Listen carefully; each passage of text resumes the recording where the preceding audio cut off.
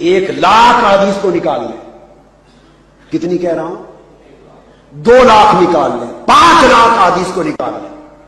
آپ کو معلوم ہے میں نے جامع السنہ مرتب کی ہے حدیث پاک کی, 30,000 احادیث کا مجموعہ, 30,000 احادیث کا مجموعہ, اور 30,000 کا حدیث کا مجموعہ نخبہ نچوڑ نکالنے کے لیے 3 سے 5 لاکھ تک احادیث کے سمندر سے گزرنا پڑا ہے. 3 سے 4 لاکھ احادیث میں سے ورگردانی کرنی پڑی, ان میں سے چن کے 30,000 احادیث نکالی. 5 لاکھ اگر کسی کا نصیب ہو اٹھا لے کتابیں, چھپی ہوئی بھی ہیں انٹرنیٹ پر بھی 1400 کتابیں اویلیبل ہیں. میں پتے کی بات بتا رہا ہوں. ایک حدیث مجھے کوئی شخص دکھا دے کل ذخیرہ حدیث میں, کیا کل ذخیرہ حدیث میں ایک حدیث دکھا دے تاکہ میں اپنی رائے بدل لوں, اپنی کہی ہوئی بات واپس لے لوں, اپنی اصلاح کر لوں. میں اصلاح کرنے کے لیے ہر وقت تیار ہوتا ہوں. میں ضدی طبیعت کا آدمی نہیں, میں صوفیاء فقراء کو ماننے والا آدمی ہوں, درویشوں کو ماننے والا ہوں. کوئی لمحہ کوئی میری غلطی کی نشاندہی کر دے میں چوم کر لے لیتا ہوں.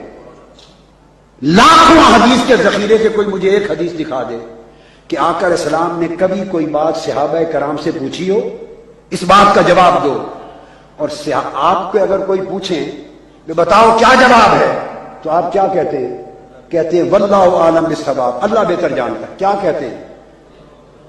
بولیے کیا کہتے ہیں؟ حاجی صاحب یہی کہتے ہیں نا, اللہ بہتر جانتا ہے. یہ اللہ بہتر جانتا ہے پاکستانی اور ہندوستانی عقیدہ ہے. میں معذرت کے ساتھ, یہ پاکستانی عقیدہ ہے, آپ کا ہندوستان میں گھڑا ہوا عقیدہ ہے, یہاں کا اس زمین کا گھڑا ہوا عقیدہ ہے. یہ صحابہ کرام کا مکہ اور مدینہ سے جاری ہونے والا عقیدہ نہیں ہے. یہ وہ عقیدہ نہیں جو صحابہ کی مجلس میں ہوتا تھا. اس لیے میں نے کہا لاکھوں حدیثوں کے ذخیرے میں مجھے ایک دکھا دیں کہ آقا علیہ السلام سے آپ سے پوچھیں تو کہتے ہیں اللہ بہتر جانتا ہے, ایسے کہتے ہیں. اب سینکڑوں مرتبہ آقا علیہ السلام کو مختلف مواقع آئے, آپ نے کوئی بات صحابہ سے پوچھی, بتاؤ بھئی کیا کہتے ہو؟ صحابہ کرام نے کبھی نہیں کہا زندگی میں کہ اللہ بہتر جانتا ہے. صحابہ کرام ہمیشہ کہتے اللہ اعلم و رسولہ, اللہ اور اس کا رسول بہتر جانتا ہے.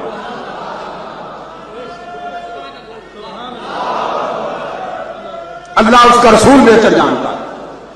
یہ کراچی کے مفتی اعظم ہیں علامہ مفتی محمد رفیق الحسنی. بولیے کوئی ایک حدیث آپ کی نگاہ میں ہے جس میں صحابہ نے کہا ہو اللہ بہتر جانتا ہے اور حضور کا نام چھوڑ دیا ہو؟ جی آپ اونچا کھڑے ہو کے کہیے نا, کھڑے ہو کر کہیے, ہاں کہیے یا نہ, کھلی بات ہے. اللہ عالم, اللہ اور رسول دونوں ملا کے اللہ عالم اور میں نے اوپن بات کر دی. صحابہ کبھی رسول کا نام خدا سے جدا نہ کرتے, جب پوچھتے عرض کرتے اللہ اور اللہ کا رسول بہتر جانتا ہے. مینا کا میدان ہے, اٹھائیے صحیح بخاری, صحیح مسلم, بخاری اور مسلم متفق علیہ حدیث, کتاب العید, خطبہ مینا, بخاری اور مسلم کا خطبہ مینا. جب عرفات سے آئے آقا مینا میں قربانی کے دن, تو مینا میں خطبہ ارشاد فرمایا. 1.25 لاکھ صحابہ کا اجتماع ہے, 1.25 لاکھ. ایک نمونہ دے رہا ہوں صرف, اور اس نمونے سے صحابہ کرام کی پوری زندگی اور سارا ذخیرہ حدیث بھرا پڑا ہے. آقا علیہ السلام نے پوچھا 1.25 لاکھ صحابہ کرام کے اجتماع کو خطاب کرتے ہوئے, متفق علیہ حدیث, پوچھا ای یوم ھذا, سادہ بات ہے, مینا میں کھڑے ہیں صحابہ کرام. کھڑے کہاں ہیں؟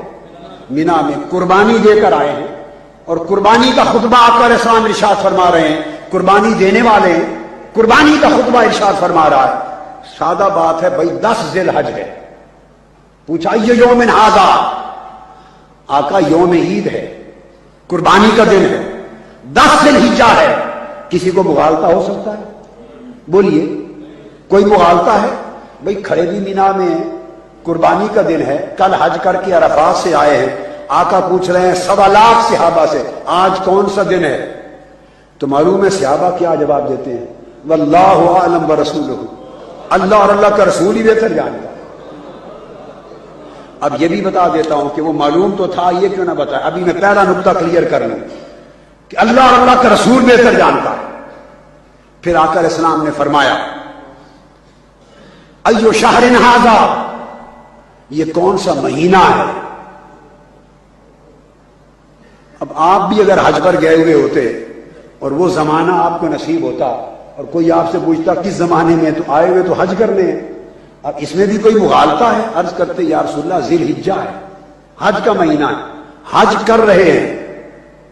آقا علیہ السلام نے پوچھا کون سا مہینہ ہے؟ قربان جاؤں وہ پیکران عشق اور پیکران ادب تھے، وہ نہ عشق رہا نہ وہ ادب رہا، نہ وہ عشق کی رہی گرمیاں نہ وہ حسن کی رہی شوخیاں، نہ وہ عشق کی رہی گرمیاں نہ وہ حسن کی رہی شوخیاں، نہ وہ غزنوی میں تڑپ رہی نہ وہ خم ہے زلف ایاز میں۔ وہ زمانے بدل گئے، عقیدے بدل گئے، تصورات بدل گئے، ہم اندھیروں کے دور میں آ گئے۔ اب کوئی صحابی نہیں بولتا یا رسول اللہ حج کا مہینہ ہے۔ پھر عرض کرتے ہیں اللہ ورسولہ اعلم، اللہ اور اللہ کا رسول بہتر جانتا ہے۔ آقا علیہ السلام نے پھر شہر مکہ کی طرف اشارہ کیا اور پوچھا ایو بلد ھذا، یہ شہر جو سامنے ہے کون سا شہر ہے؟ اب کس کو معلوم نہیں یہ مکہ شہر ہے؟ عرض کیا اللہ ورسولہ اعلم، آقا اللہ اور اللہ کا رسول ہی بہتر جانتا ہے۔ ایک نقطہ تو یہ سمجھانا تھا کہ صحابہ جب بولتے اللہ رسول کی بات اکٹھی کرتے۔ یہ عقیدہ پاکستان میں اور آج کی صدی میں پیدا ہو گیا کہ جب کوئی نام بلند کرتا ہے تو نعرہ تکبیر اللہ اکبر کہہ کے چپ کر جاتا ہے، ساتھ اللہ کے محبوب کا نام نہیں لیتا، حضور کا نعرہ بلند نہیں کرتا۔ ارے کبھی صحابہ نے بھی ایسا کیا؟ صحابہ تو عام بات میں بھی جواب دیتے تو اللہ رسول کو اکٹھا ذکر کرتے، قرآن سینکڑوں جگہ پر ذکر کرتا تو اللہ رسول کا اکٹھا ذکر کرتا، بلکہ یہاں تک کہ قرآن مجید میں اطاعت کی بات اللہ رب العزت نے کی 42 آیتیں ایسی ہیں۔ کتنی؟ 42 آیتیں ایسی ہیں جہاں لفظ اطاعت کے ساتھ، لفظ اطاعت کے ساتھ اللہ تعالیٰ نے اطاعت کا حکم دیا۔ 22 ایسے ہیں، 42 ٹوٹل ہیں، کیا ٹوٹل، جہاں حکم اطاعت دیا لفظ اطاعت کے ساتھ صراحت، تو 22 جگہوں پر فرمایا اللہ اس کے رسول کی اطاعت کرو، جوڑا دونوں ناموں کو، اور 20 جگہیں قرآن میں ایسی ہیں جہاں ایک اطاعت کا ذکر کیا۔ کیا؟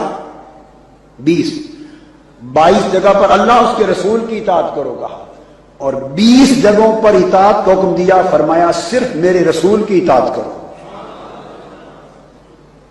صرف میرے رسول کی اطاعت کرو۔